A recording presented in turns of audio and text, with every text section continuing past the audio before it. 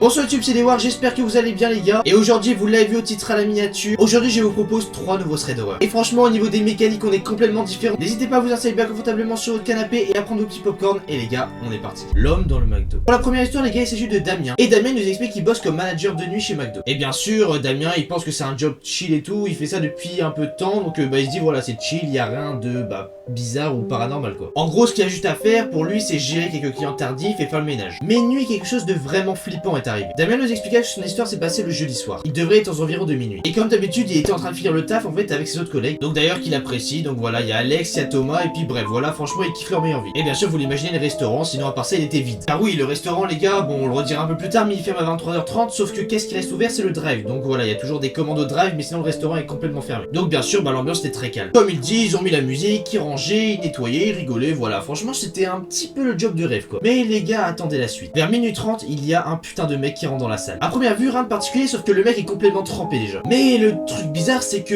il pleut pas dehors, genre juste, il fait nuit, mais il pleut pas quoi. Parce que quand je vous dis trempé, les gars, c'est vraiment le mec, genre il s'est pris une averse dessus alors que il pleuvait pas quoi. En décrivant le mec, Damien nous explique qu'il avait un grand manteau noir et à cause de ça, on pouvait pas voir son visage. En gros, on voyait à peu près jusqu'à là quoi de son visage, donc voilà, capuche un peu bizarre quand même. Donc là, voilà, on se dit c'est un peu bizarre, mais bon, voilà, tout à fait normal. Sauf que les gars, le truc, comme je vous l'ai dit tout à l'heure, le restaurant il ferme à 23h30 et là il était minuit 30. Donc il y a un petit problème en fait. Donc là Damien il demande à ses potes ouais est-ce que vous avez mal fermé et tout. Tout le monde dit non et tout, c'est bon, on a bien fermé. Donc du coup qu'est-ce qu'il doit faire Damien? Il doit aller voir le mec. Damien voilà, il commence à marcher et tout vers le mec et tout. Et dit bonjour monsieur et tout, le restaurant fermé. Mais ce que vous pouvez faire, si vous souhaitez quelque chose, vous pouvez commander directement au drive à côté. Sauf que là comme tout humain normal, le mec est parti. Non, clairement pas, le mec est vraiment resté là sans parler. Bien sûr, ça a mis Damien un peu mal à l'aise parce que il se dit wesh, c'est qui ce mec quoi? Je veux dire un truc, il est un peu insolent, qu'est-ce qu'il me veut quoi? Après, bien sûr, il nous dit que des clients relous, il en voit souvent, mais que là, c'est la première fois que ça arrivait comme ça. Sur le fait, Damien, ce qu'il essaie de faire, du coup, c'est qu'il essaie de tenter une autre approche. Donc, il essaie de demander, ça va bien, vous avez besoin d'aide, bref, toutes les choses comme ça. Et bien sûr,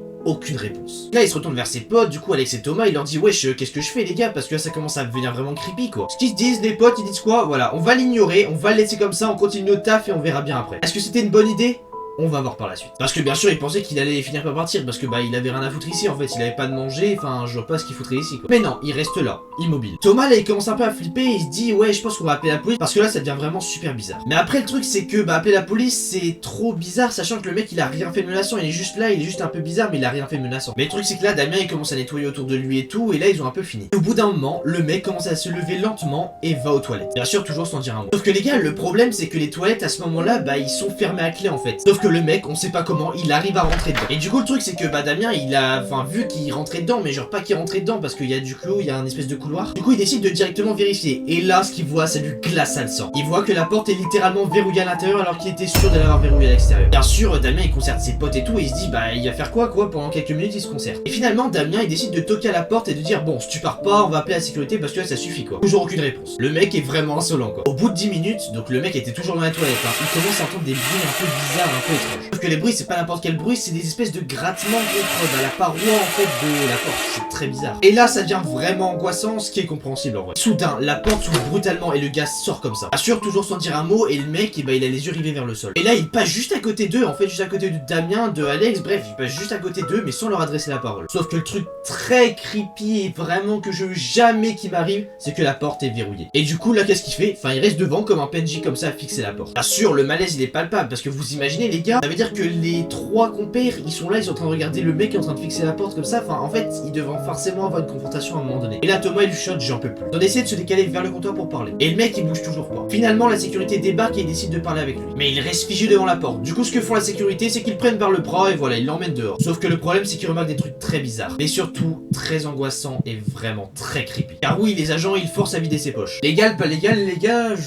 j'en douterais mais voilà moi Ils découvrent littéralement des seringues et des putains de fucking couteaux. Bien sûr après ça ils appellent directement la police et la police arrive très rapidement prenant leur affaire très au sérieux. Et là ils apprennent littéralement que le mec est recherché depuis des semaines. En gros il est soupçonné de plusieurs agressions dans la région. Mais le truc c'est que son mode opératoire il est pareil en fait. Il allait dans les lieux publics et il recherchait des personnes seules. En gros il s'introduisait dans des endroits fermés comme les McDo pour faire du mal. Depuis ce jour là Damien s'est littéralement chié dessus et il a décidé tout simplement de plus être tout seul. Bien sûr ils ont mis des verrous supplémentaires sur les portes. Honnêtement quand il vérifie et tout il vérifie à chaque fois 5 fois parce que sinon il bad. Bien sûr comme je l'ai dit les gars c'est pas du paranormal Et c'est un des trucs les plus flippants qui est arrivé à Damien. Voilà, ça serait tout pour cette première histoire les gars, donc là faut dire qu'on est qu'à un tiers du thread d'horreur, hein. Voilà, franchement je pense que vous allez péter votre crâne. En tout cas si je pouvais vous donner un conseil, enfin je sais pas ce que ça serait, mais ça serait de jamais tout seul dans un bac de nuit. Bon les gars, on peut passer sur cette deuxième histoire, mes cheveux c'est vraiment la merde les gars, on est d'accord, frère, ils sont tous lisses, c'est horrible. Le pire stage de ma vie. La deuxième narratrice de cette histoire s'appelle Aurélie. Aurélie nous explique que c'était en juin et qu'elle effectuait un stage dans la radio locale. En vrai franchement le stage est un peu banger. C'était la fin de l'année scolaire juste avant l'été. Et du coup elle était en terminale et elle avait 3 semaines pour boucler en fait pour avoir son bac. Elle nous expliquait que c'était assez sympa mais qu'en vrai il y avait rien de fou et que surtout il y avait 2 bâtiments. Donc il y avait un bâtiment qui était le principal, là c'est là où tout se passait. Et un deuxième bâtiment qui était un peu plus récent et en fait le bâtiment c'était une ancienne caisse d'épargne qui s'est transformée directement en radio. Et le second bâtiment n'était pas grand. Et en vrai vous pouvez se dire voilà il y a beaucoup de personnes qui travaillent, c'est une grande radio mais en fait non, vu que c'est une radio locale et tout il y a que 3 personnes à travailler. Le co-directeur, un journaliste et une vendeuse de pub. Et l'après-midi bien sûr c'était encore plus désert. Soit elle sortait pour prendre des rendez-vous, soit il y avait des interviews, bref il y avait des choses de journalistes quoi. Bien sûr Aurélie elle se retrouvait tout seul au bureau, bref elle nous a dit que ça la dérangeait pas trop, elle était sur son téléphone ou alors bah voilà elle essayait de s'occuper comme elle pouvait quoi. Un jour le directeur il lui propose un truc très sympa, il lui propose tout simplement d'aller manger avec eux au restaurant. Sauf que Aurélie elle décline sa proposition parce que d'une elle a pas d'argent et de deux elle a la flemme que c'est le mec qui paye pour elle en fait, ça la gêne un peu. Du coup le directeur il a dit qu'ils arriveraient vers 15-16 heures bah pour lui rendre visite. En vrai de vrai les gars, s'il était midi 15-16 heures, ils mangent quoi en fait? Les mecs ils se sont fait le prime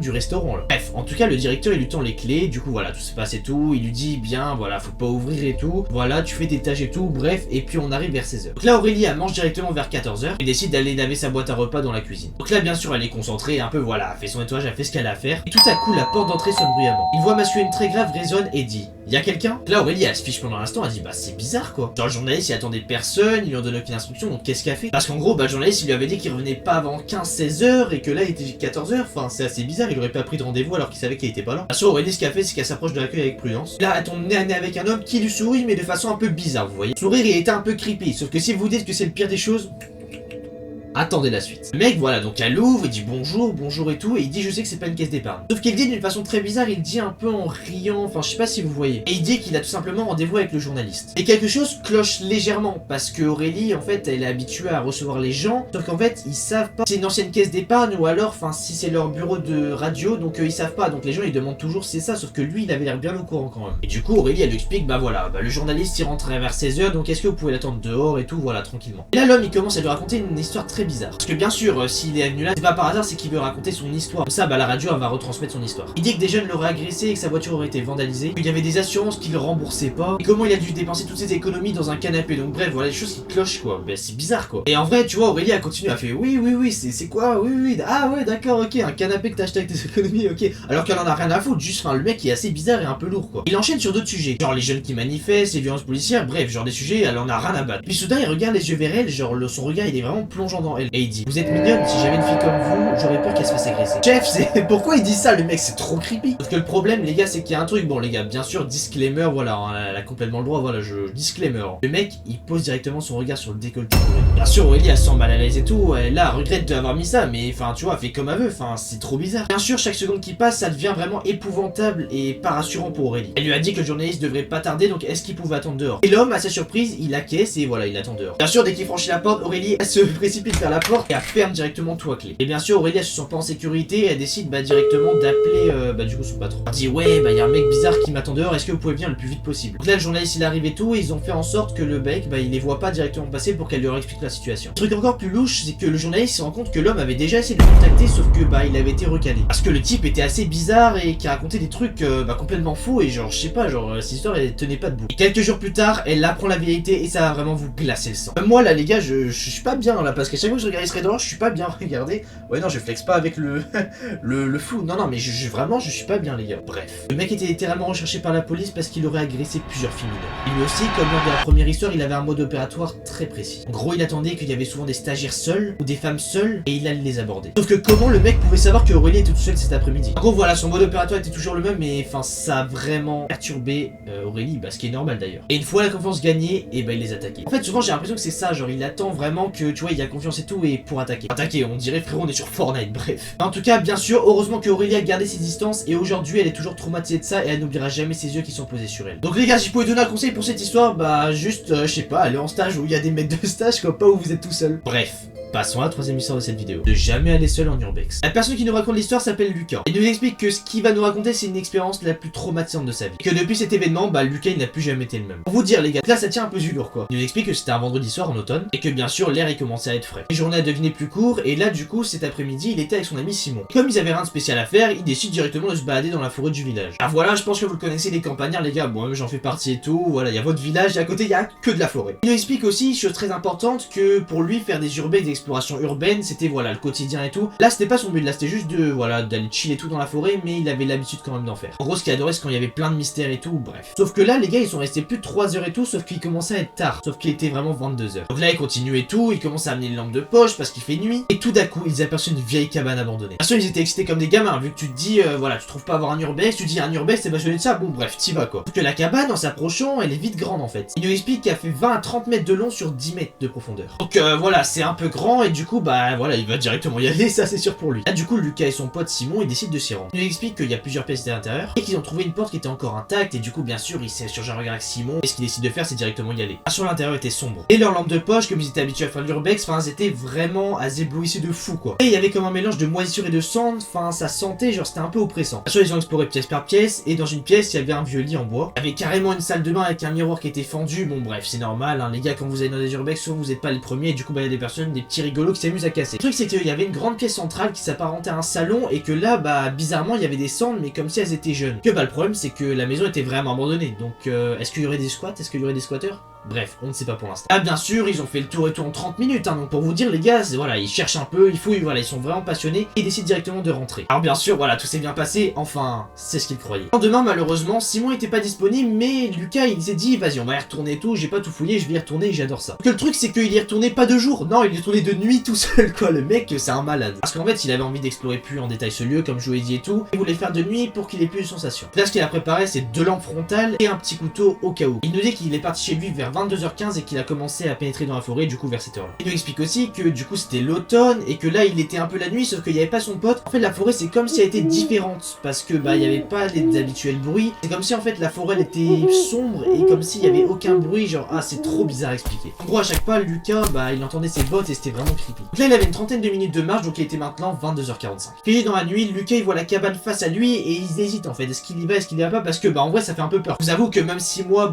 il y avait ça, je suis pas sûr d'y aller la nuit. Bien sûr, l'adrénaline y va, allez hop, Lucas il y va et il commence à s'enfoncer dans la maison. Et quand il franchit la porte, un frisson lui parcourt le dos. Parce que bien sûr c'était de nuit et tout, mais le truc c'est que voilà, il continuait de visiter et en fait c'est identique à hier. Il parcourait toutes les pièces, voilà, c'était beaucoup plus sombre quand même, vu qu'avant il y avait 2 lampes, là il y en a plus qu'une et c'est un peu plus sombre. Là du coup ils décident directement de se diriger vers l'espèce de salon où je vous ai dit, la pièce centrale où il y avait du charbon. Sauf qu'en fait il sent que l'odeur de cendre et de moisissure est assez accentuée quoi, et du coup c'est un peu bizarre. Et quand il a ouvert la porte, il a glacé le sang. Au milieu de la pièce, un homme était assis, le regard vide et il était entouré de seringues. Lucas nous explique que ses vêtements ils étaient à moitié en lambeaux et que l'homme était à moitié conscient. Bien sûr, Lucas en fait il l'éclaire et il est tétanisé par la peur quoi. Et du coup le mec il commence à se lever, sauf qu'il se lève de façon pas très humain, inarticulée, enfin c'est très spécial. Et Lucas nous explique que le mec il a le regard porté vers lui et que son regard il est littéralement vide. Bien sûr son instinct lui a hurlé de fuir. Pour réfléchir il fait volte-face vers la porte et il court. Bien sûr ses jambes étaient super lourdes car Lucas vraiment il a fait une crise de panique à moitié tout, il sait pas dans quel état il est mais il continue de courir. Sauf que derrière lui il entendait des pas qui étaient lourds. Et Lucas il ose jeter un coup d'œil derrière lui et là il voit littéralement l'homme courir avec une seringue à la main. Sauf que son visage il est vraiment littéralement déformé par la haine et la folie. Le souffle court, Lucas continue de s'enfoncer dans la forêt. Sauf que là les gars scénario de film d'horreur il trébuche. Alors il y avait une racine et il la voit pas quoi. Et du coup sa lampe dans le truc en fait